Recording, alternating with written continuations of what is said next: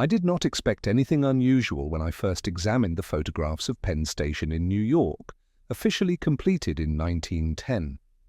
The city records were clear: a monumental terminal designed by McKim, Meade, and White, built to serve the Pennsylvania Railroad.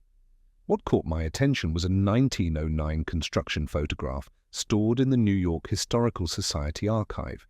It showed the main concourse foundations mid-excavation, revealing a circular stone chamber beneath the planned track level, lined with blocks too precisely cut for period masonry.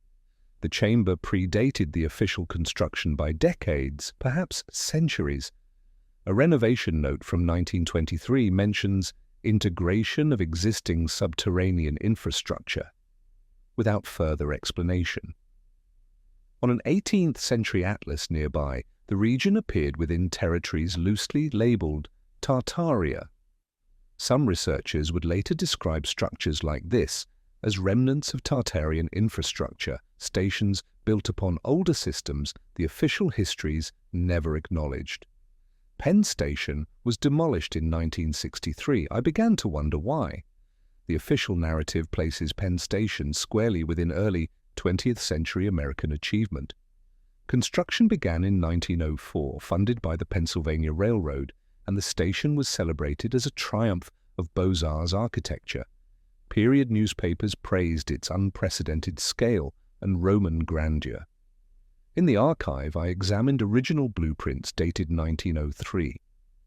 The drawings clearly showed the passenger concourse, the train shed, the waiting rooms, but they ended abruptly at the foundation level. There was no documentation for the elaborate chamber system visible in the construction photographs. A construction photograph from 1906 contradicted the drawings. The excavation revealed stonework extending below the planned foundation, circular chambers with walls of precisely cut granite. The masonry style was different from the station above, older, smoother, mathematically uniform. Some alternative architectural historians classify such chambers as Tartarian pressure cells, repurposed during the industrial era for ventilation or drainage. Mainstream explanations dismiss them as earlier construction remnants. Earlier construction remnants, however, do not require the 4.8-meter dome radius I measured in the photographs, a measurement I would encounter again in demolished stations across 3 continents. The sealed chambers appeared in multiple photographs. Behind the visible foundation walls, darker recesses suggested passages leading deeper into the Manhattan bedrock. The chamber frames were too precisely cut for 19th century utility construction, each curve matching the next to within millimeters, each stone identical in dimension. A renovation permit from 1923 mentions closure of lower access passages, function undetermined. No reason was given. The chamber proportions troubled me. The openings measured 2.4 meters wide by 3.2 meters tall, dimensions suited for passage or equipment movement, not simple drainage. The curvature followed precise geometric ratios, the mathematically optimal shape for distributing forces, yet official records claimed these were merely old cellars. Why engineer perfection into a feature supposedly predating the railroad era? I measured the visible stonework using photogrammetric analysis. The blocks were cut with corner angles precise to less than half a degree. This level of accuracy typically requires modern machining or methods we no longer understand. The chambers led somewhere. Penn Station was demolished before anyone documented where. Before continuing, I examined the broader pattern. Between 1918 and 1970, an extraordinary number of monumental train stations were demolished across Europe and North America. Penn Station in 1963, the original Grand Central Depot components between 1899 and 1913, the Euston Arch in London in 1962, the Anhalter Bahnhof in Berlin in 1959, the original Gare Montparnasse in Paris in 1969. Each demolition was attributed to modernization, urban renewal, or war damage. Yet each station shared identical subterranean anomalies, chambers, conduits, and precision stonework that predated their official construction dates. On 18th century maps, The regions containing these stations appeared within or adjacent to territories labelled Tartaria or Great Tartary. Mainstream historians describe this as a cartographic convention. Alternative researchers argue the Tartarian label reflects a lost infrastructure culture whose architectural signatures remained visible in the stations built above buried systems. I did not know which interpretation was correct, but the demolition pattern stations with subterranean anomalies systematically destroyed within decades of World War I was too consistent to dismiss. The chambers were older than the stations, and the stations were demolished before anyone could fully investigate what lay beneath them. I expanded my research to European stations. The Anhalter Bahnhof in Berlin, originally completed in 1880, was partially demolished in 1959 after war damage. Construction photographs from 1879 show workers excavating the foundation, uncovering arched chambers in the Berlin sand that predated the station by unknown centuries. The chambers displayed the same precise stonework, the same geometric proportions, the same sealed passages leading into darkness. An engineer's note from that year reads, "Foundation incorporates existing subterranean arched system, origin uncertain, integrated into current design." Integrated, not constructed, integrated. The 1880 builders did not create these chambers, they built upon them. The arches in the Anhalter Bahnhof foundation matched those in Penn Station's photographs. Identical 2.4-meter widths, identical geometric curves, identical stonework precision. Two stations separated by 30 years of supposed construction and an ocean sharing identical subterranean architecture. The Anhalter Bahnhof was demolished. Most of its subterranean chambers were filled with rubble. The few photographs that survive show systems that predated and exceeded the documented construction capabilities of 1880. The deeper I looked, the more I found demolished stations with subterranean anomalies. The Euston Arch in London, the grand entrance to the original Euston Station, completed in 1837, was demolished in 1962 despite public protest. Construction drawings from 1835 show the arch foundations resting upon pre-existing chambers that engineers described as of Roman character, though method unfamiliar. The chambers were not Roman, the precision exceeded Roman engineering by orders of magnitude. A restoration report from 1923 describes the chambers as of extraordinary workmanship, purpose undetermined. The stonework was too precise for any known period. The chamber proportions, 2.4 meters by 3.2 meters, matched the Penn Station and Berlin measurements exactly. The same dimensions appearing in stations separated by decades of supposed construction and thousands of kilometers. Some Tartarian researchers identify such consistency as evidence of a unified infrastructure standard, architectural DNA from a civilization that predated the railroad builders. The Euston Arch was demolished. Its chambers were buried beneath the modern station. What they contained was never fully documented. I spent several evenings studying old maps, those that label vast regions as Tartaria, looking for correlations with demolished stations. The 1706 Guillaume Delisle map shows a continuous territory marked Grande Tartarie, stretching across Eurasia. The 1771 Encyclopaedia Britannica describes Tartary as the greatest empire on the face of the earth. By the mid-19th century, this designation had vanished from cartography.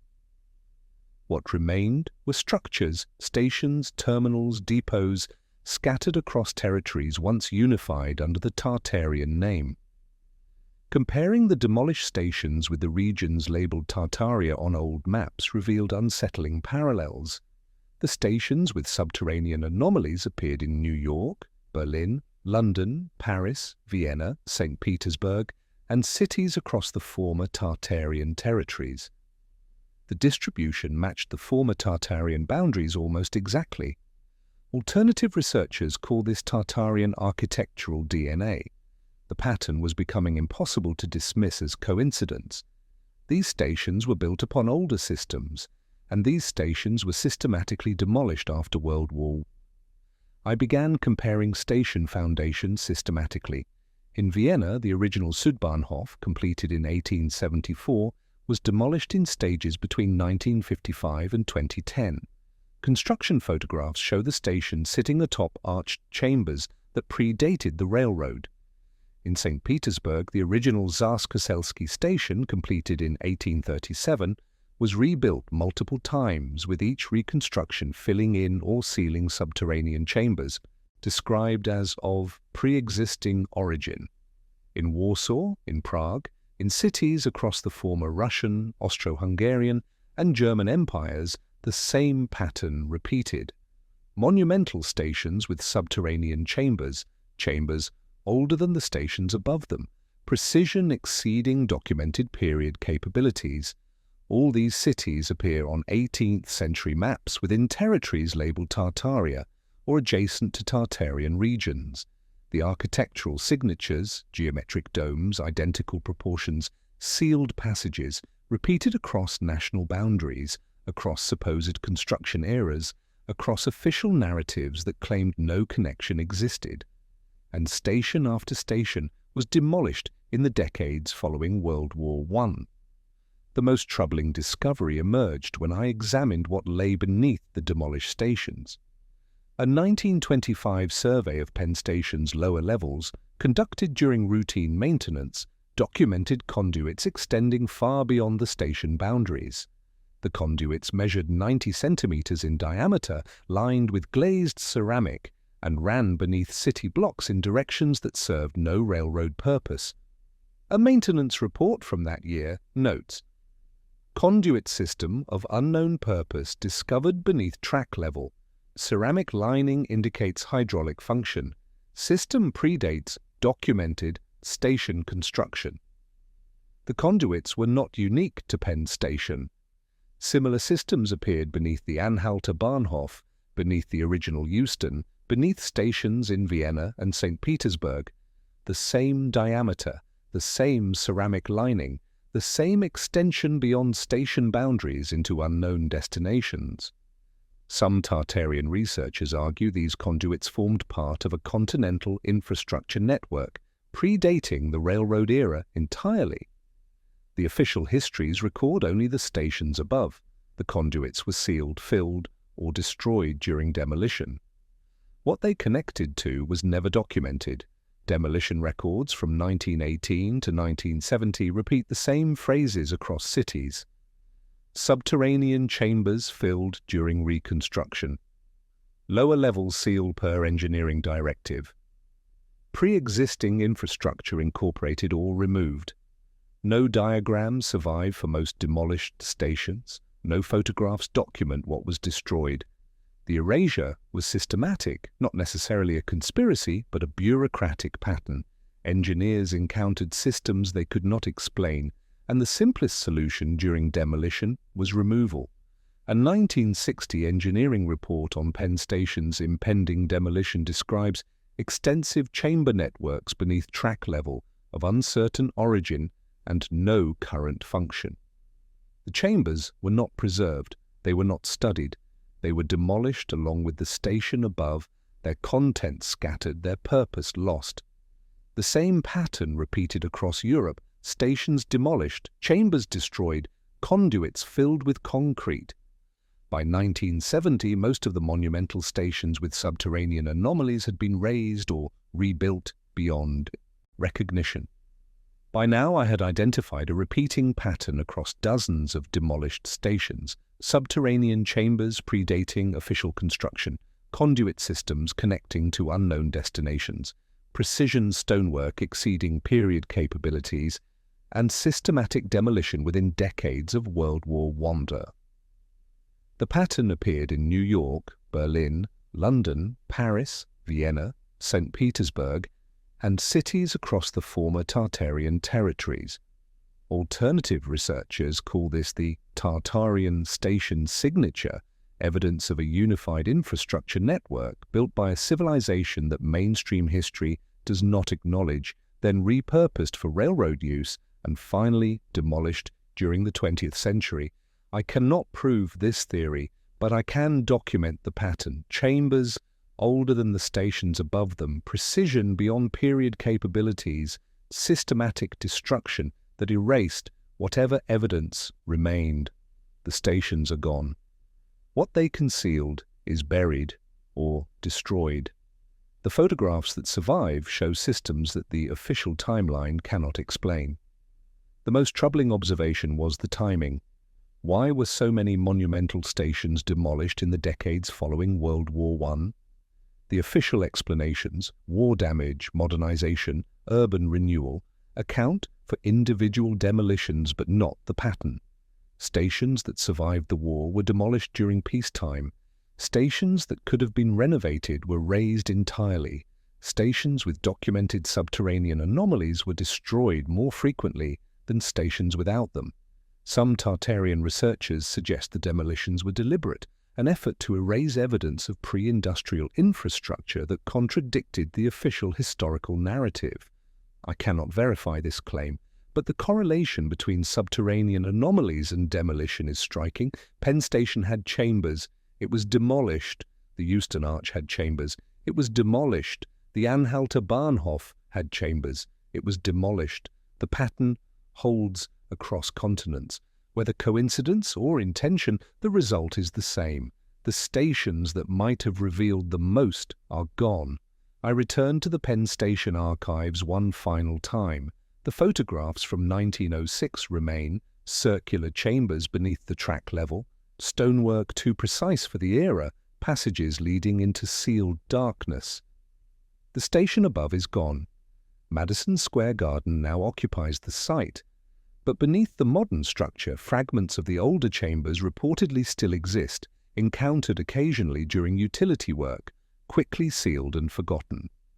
A maintenance worker I contacted mentioned that excavations beneath Penn Station sometimes reveal old stonework that no blueprint acknowledges. "We don't investigate," he said. "We just build around it." The chambers are still there, or fragments of them, buried beneath a structure that replaced a structure that was built upon something older still. The Tartarian hypothesis offers one explanation for what lies beneath. The official history offers silence. Neither fully accounts for what the 1906 photographs show. The investigation ends not with certainty, but with quiet reflection. In the archives, a final photograph lingers.